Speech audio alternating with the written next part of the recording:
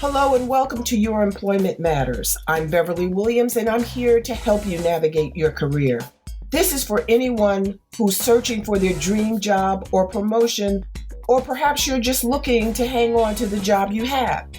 Today's work environments are multi-generational, multi-religious, multinational, multiracial, and multi-gender identity. Add market disruptors like Amazon and Lyft, along with the addition of AI, and it's easy to see why finding and keeping a job is such a challenge. Employment success and even employment survival depend on your ability to adapt. That's why my goal for this 30-minute podcast is to first advocate embracing change and differences, and second, to encourage you to proactively assume responsibility for your career. Get your work week off to a good start by listening to Your Employment Matters every Monday. Find out how to own your career and get the best practices for making your employment matter.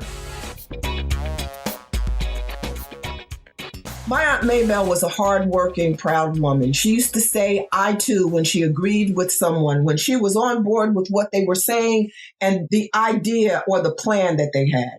Now, for some reason, over the past 5 or so years, I've adopted the phrase myself when I agreed with friends, especially if they knew my aunt before she passed away and they had heard her use the phrase, I too. Now, recently, protests and movements against racism, sexism, and discrimination generally, and my Aunt Maybelle, inspired me to adopt the phrase, the mantra, I too can and will do more. Today, as you might expect, the topic is law enforcement.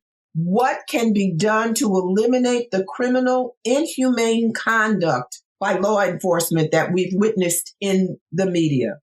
What can we do to recognize and show appreciation for the law enforcement officers and management personnel who perform their jobs well? John Arnold Jr. is my guest today.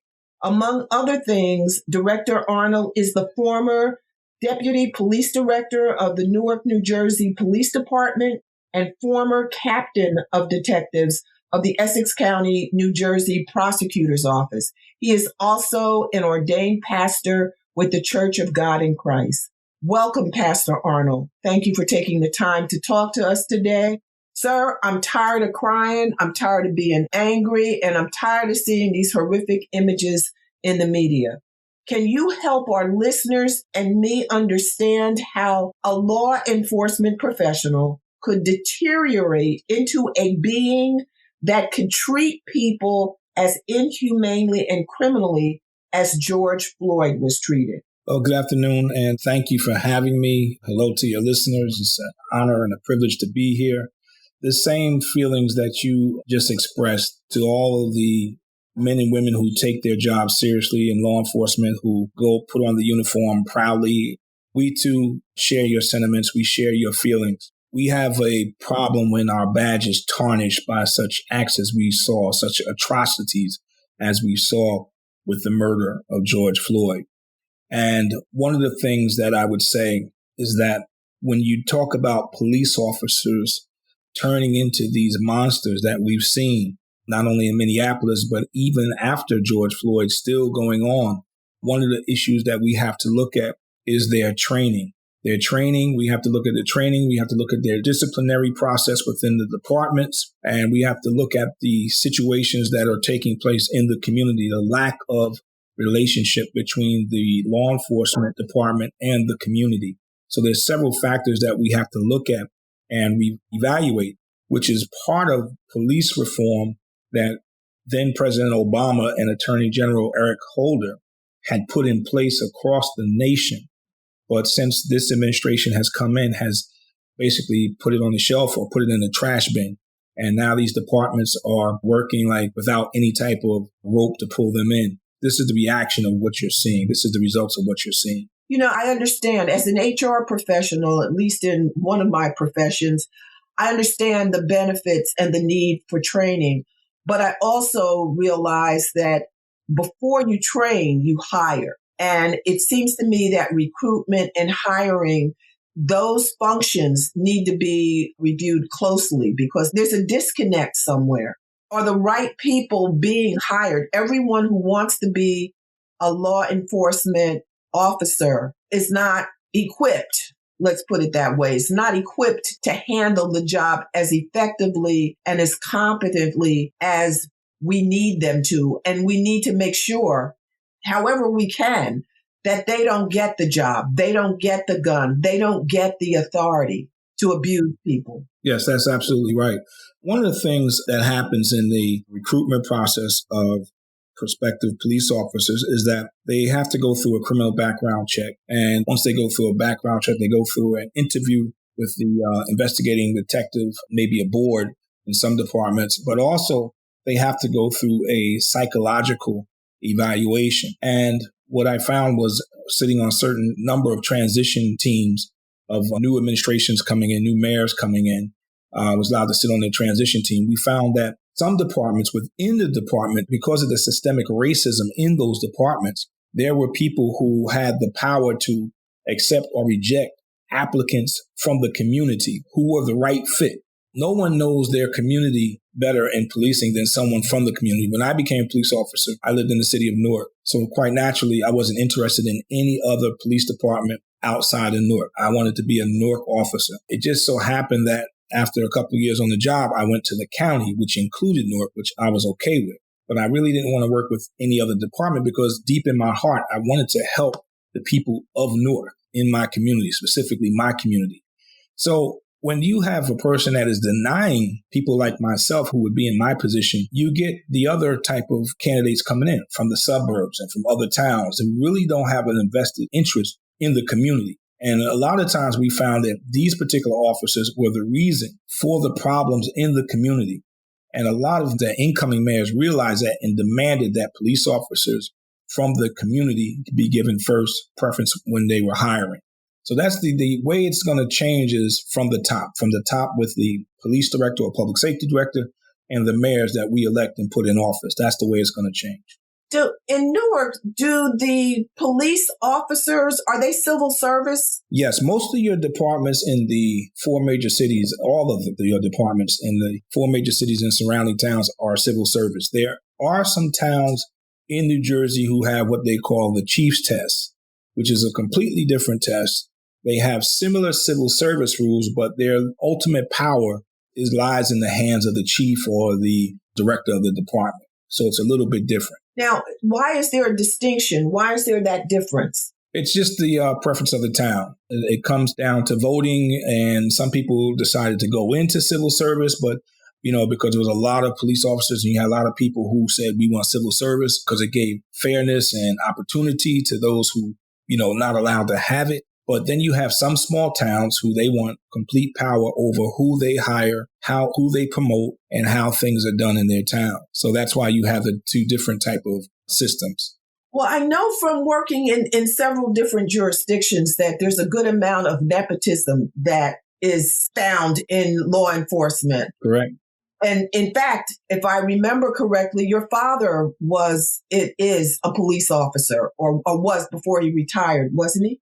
Yes, he was. He served the city of Newark 25 years. He retired as a lieutenant in the city of Newark for the Newark Police Department. So now, as far as recruiting goes, how do you recruit? I remember I saw Val Demings, a congresswoman from Florida, and she said that she was recruited. She ultimately became, I think, chief of police of Orlando Police Department, if I'm not mistaken. But she was recruited. She said they came looking for her. That was a good hire, obviously. Yes. We need to have some more hires like that across the country. Yeah. It sounded like there was a concerted effort to go out and find the best qualified people to join the police force in her jurisdiction. Right. Yeah, in some jurisdiction, that would be like the benefit of having the chief's test as opposed to civil service, because civil service, if I'm ranked number 50 on the civil service list and they're looking for 30 officers, I'm not going to get the job. So I might be better qualified and everything like that, except for I didn't just have a good day taking the test.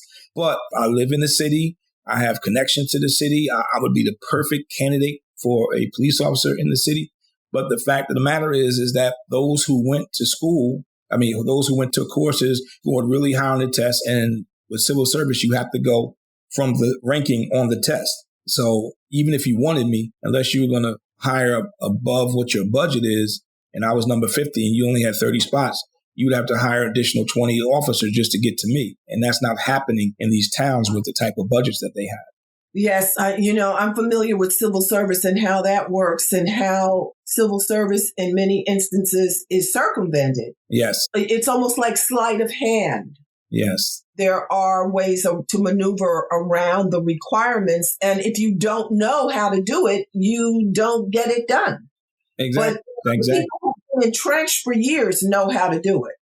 And that's one of the reasons we found that they were knocking off members of the community who were applicants for police departments, because they wanted to get to their nephew or their cousin who didn't live in the town but was on the civil service list. So that's what they wanted to do. So let's say they would knock me out, or let's say I was number 20 and the person they wanted was number 21. So you disqualify me, you muddy me and tell me because of something in my background or psychological or something like that, I didn't make the cut. So they can't hire me. So now by the time I appeal and go back, they've already put the class in, and that person is already on the job in the department.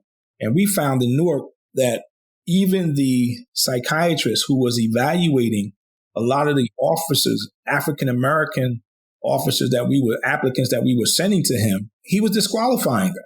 And then, so the mayor said, no, I want to use somebody else. I have a bad feeling about it. And when he changed the psychiatrist, the doctor who was doing the evaluations, they found out that it was some funny business going on, because everyone who was knocked down by this particular psychiatrist who appealed and went to another psychiatrist passed the psych. Yeah. So that tells you right there that it's systemic and it's been going on for a while. And absolutely. Listen, if you're paying my bills, I'm going to do what you ask me to do. Exactly. That's how it is. So that's what we were faced with a lot of departments in the inner city.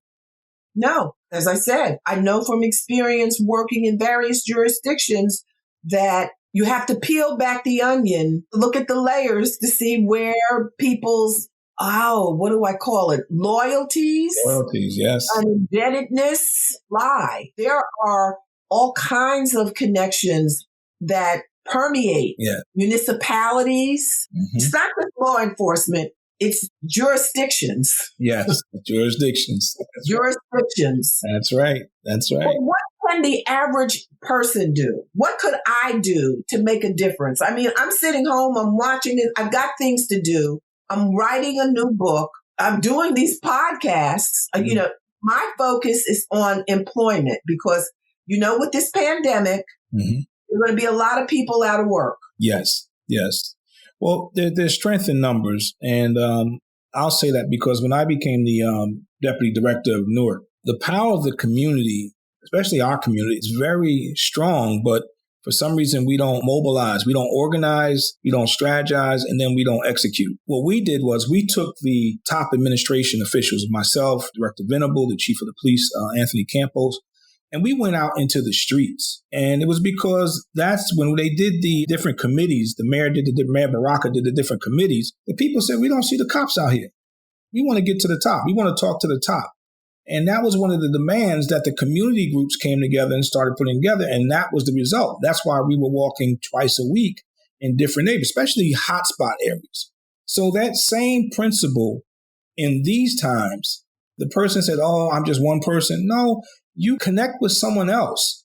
I used to come in the morning and we had what we called, it was a Newark app for neighborhoods.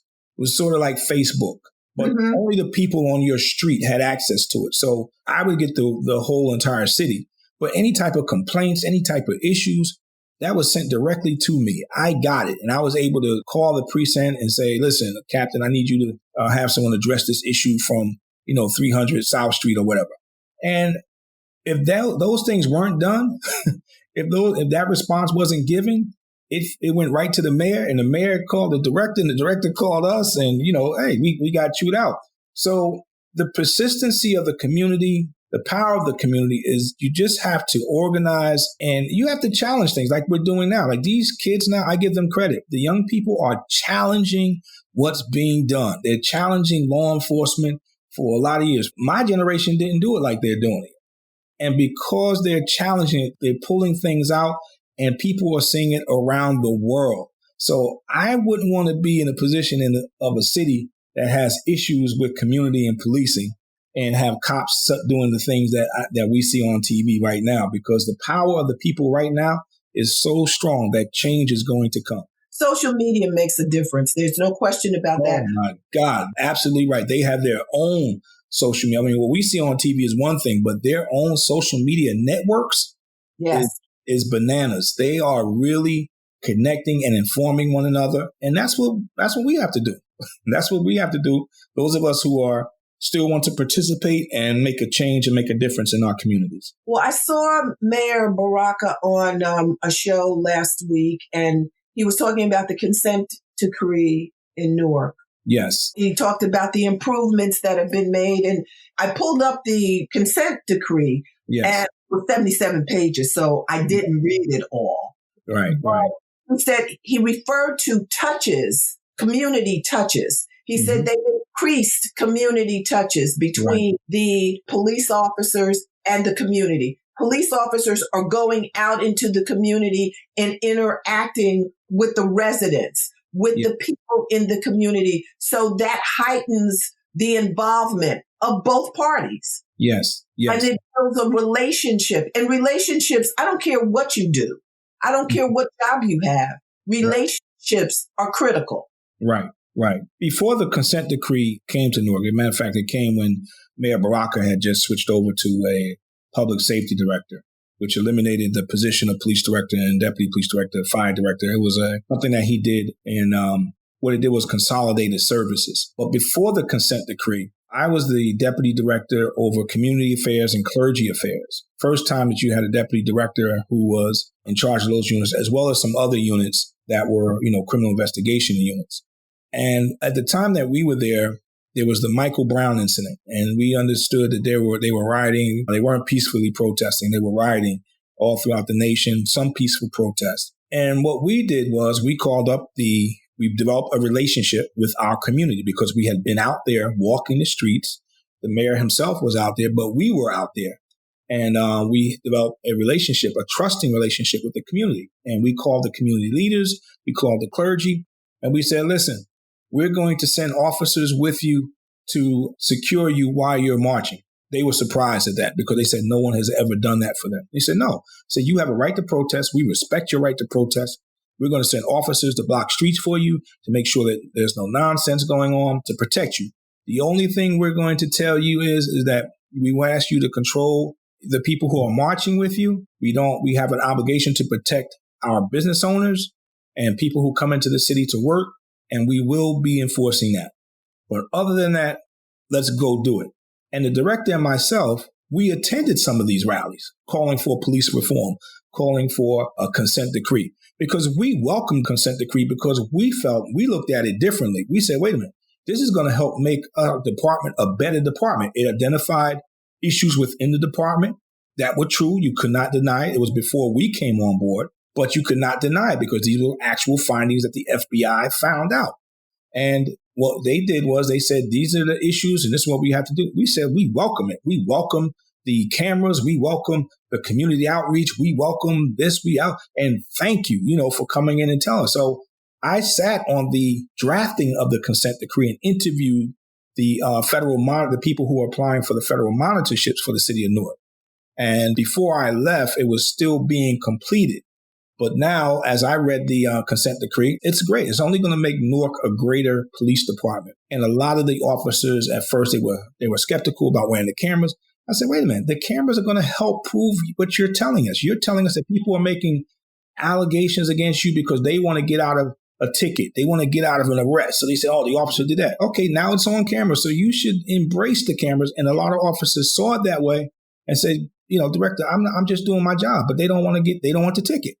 I said, well, now you have the cameras. So now let the judge decide. It's working out well. So when we did have an incident during the Michael Ferguson protest, we had an incident where a white superior officer got into a chase with a suspect who was a black male, shot the black male, and I believe he expired. And there were no alarms throughout the city because of the relationship, like you said, the relationship that the police and the community had. So it was a smooth, we explained what went on.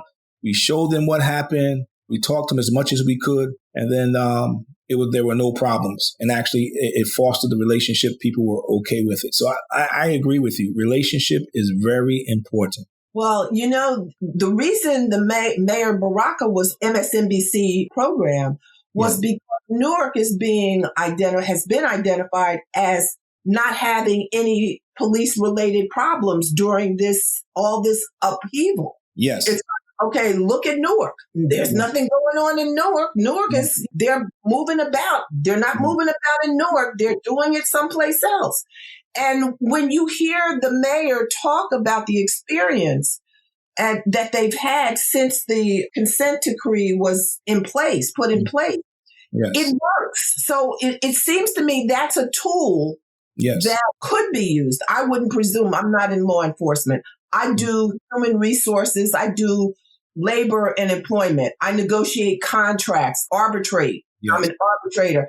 That's my side of it. That's why I had to think of how I could get information out to people and be consistent with what I'm trying to do long term.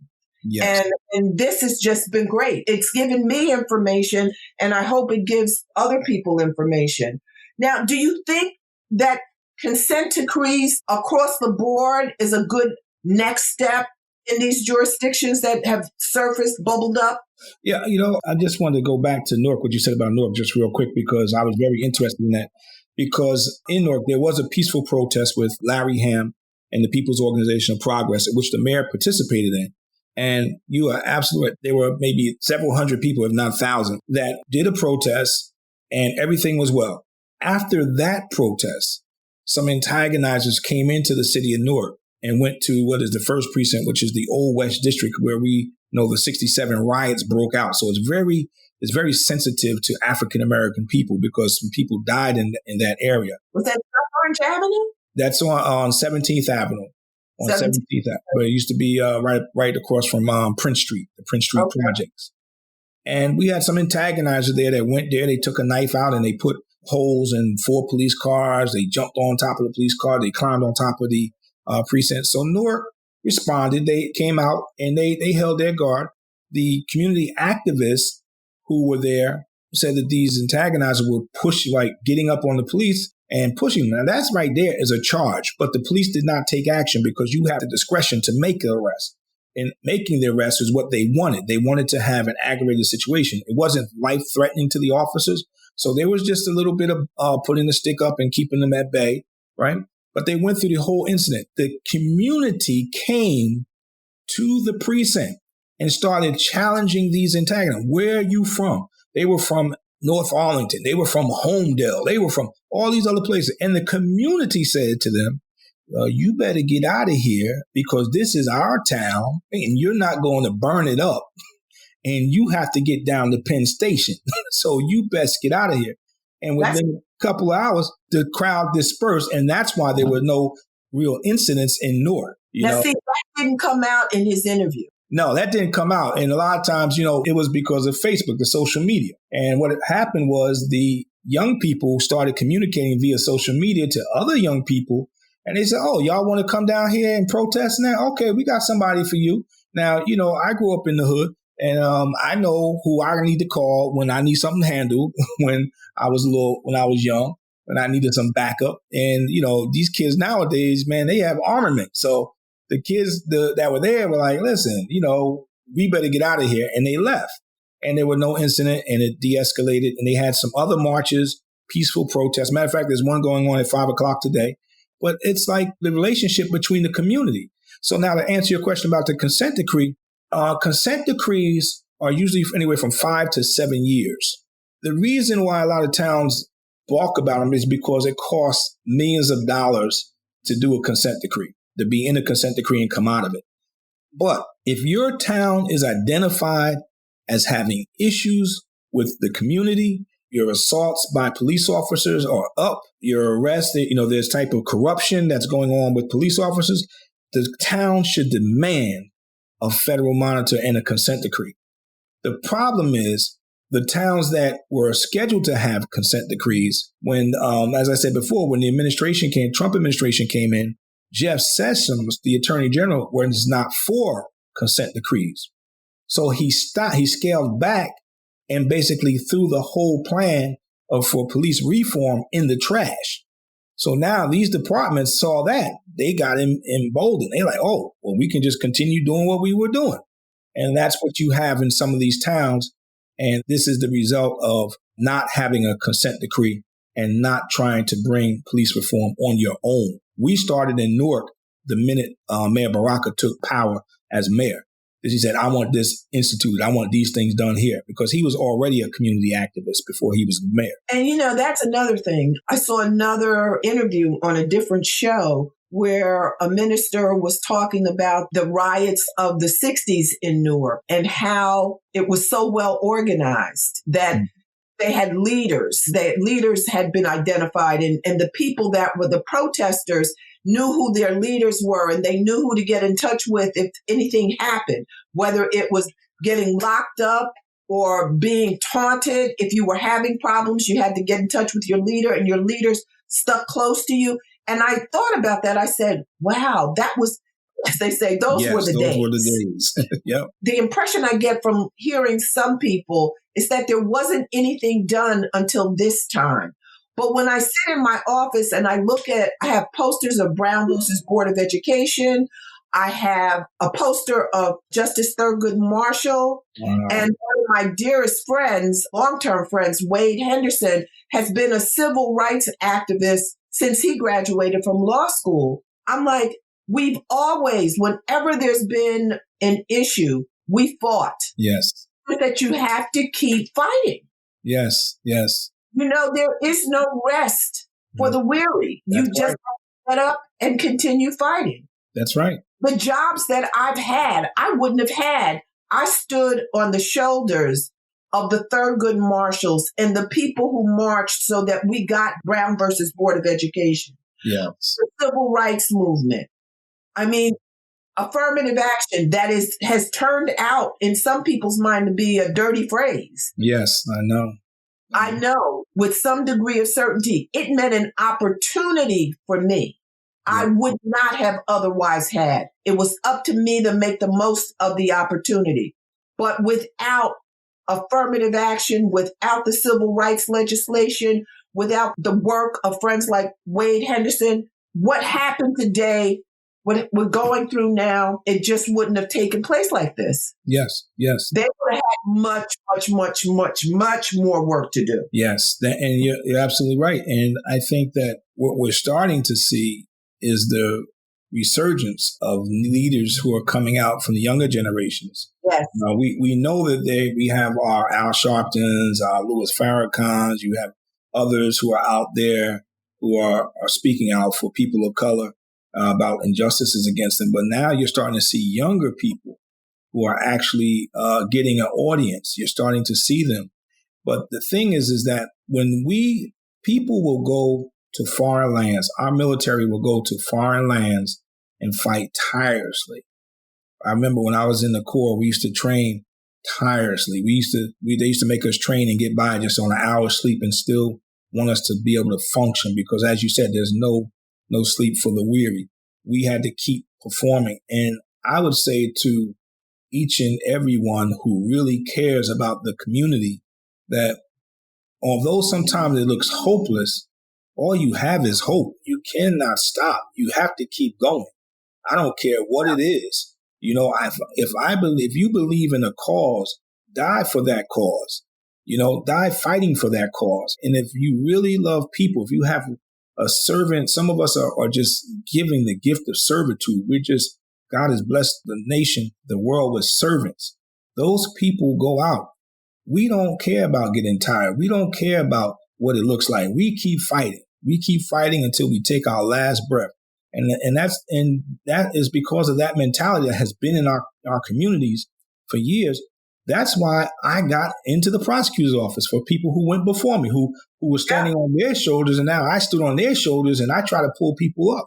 And I think that's what we have to continue to do, because the prosecutor's office was one of the most racist offices in the state. And when we had Herbert Tate, who was the first Black prosecutor, when he was the first one to open the door. I remember.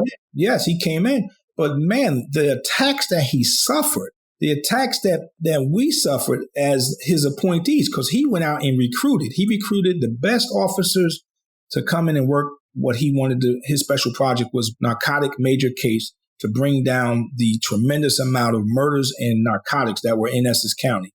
And we did that job without being indicted for stealing drugs, without being indicted for abusing people who we arrested. We did that job because he handpicked us. He knew what he was looking for, and he had a team, and they said, "This is what I want. Don't bring anyone else here that doesn't fit into this box." And when we got together and we worked as a team, because we were a like mindset, we just flowed and we excelled, and we showed we were the model for the state as far as narcotics units within the prosecutor's offices. We were the model throughout the state. And you can't tell me that effective policing cannot be done without brutalizing citizens, without being corrupt, without taking people's lives. Can I just say this real quick and then I'll move on? Joyce Ann Carnegie murder, which was in 2000, I spoke of before, there were two things going on. The reason why that murder investigation was dubbed like the Keystone Cops was because there was two factions fighting.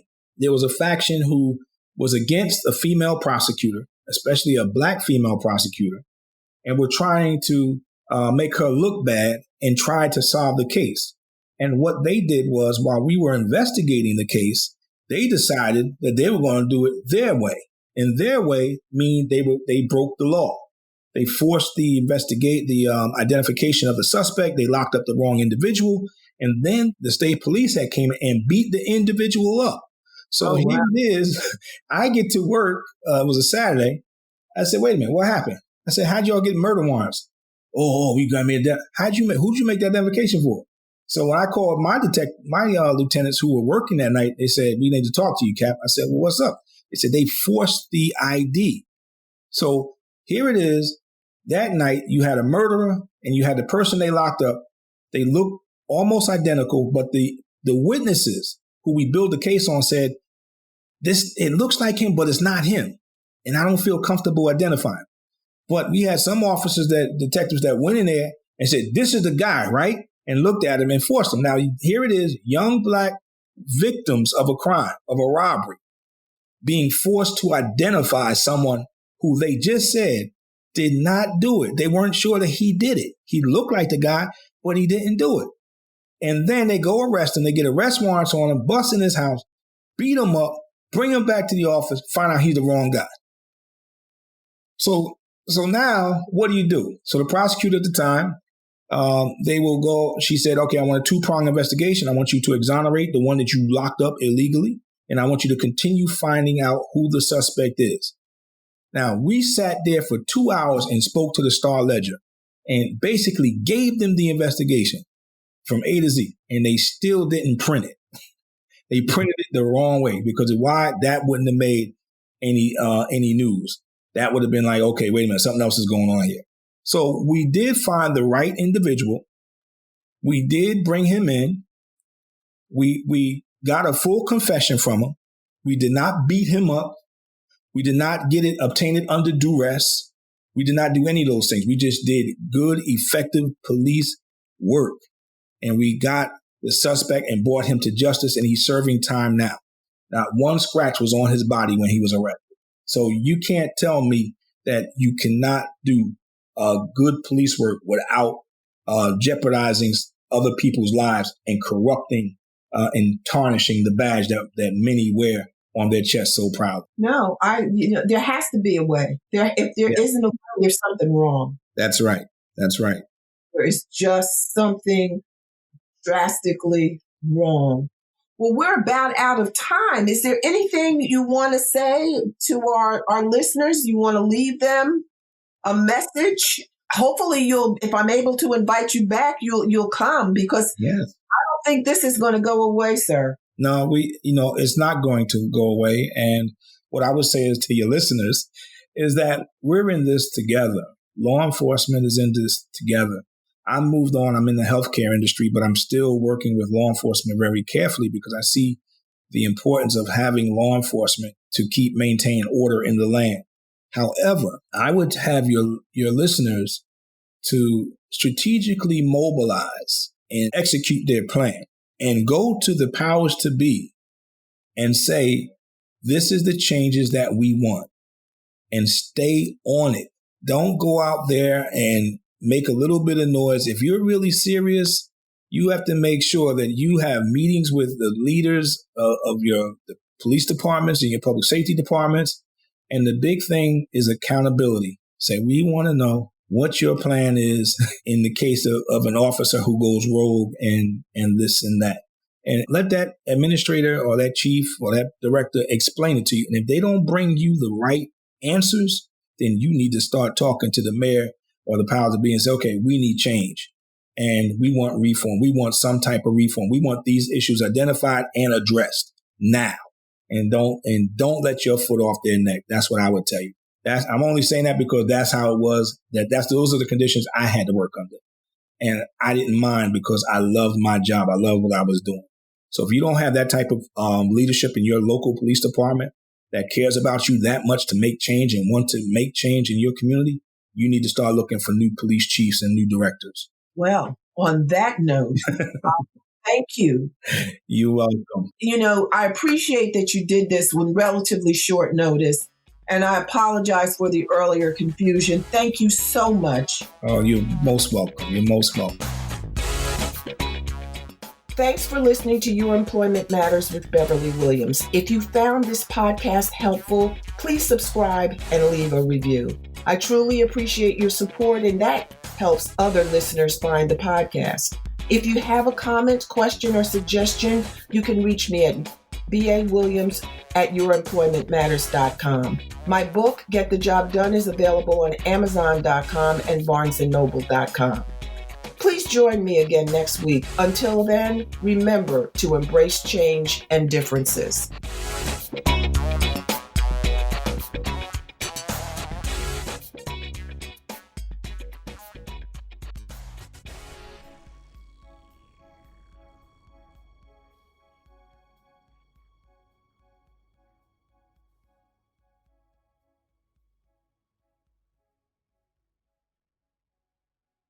This podcast is part of the Sound Advice FM network. Sound Advice FM, women's voices amplified.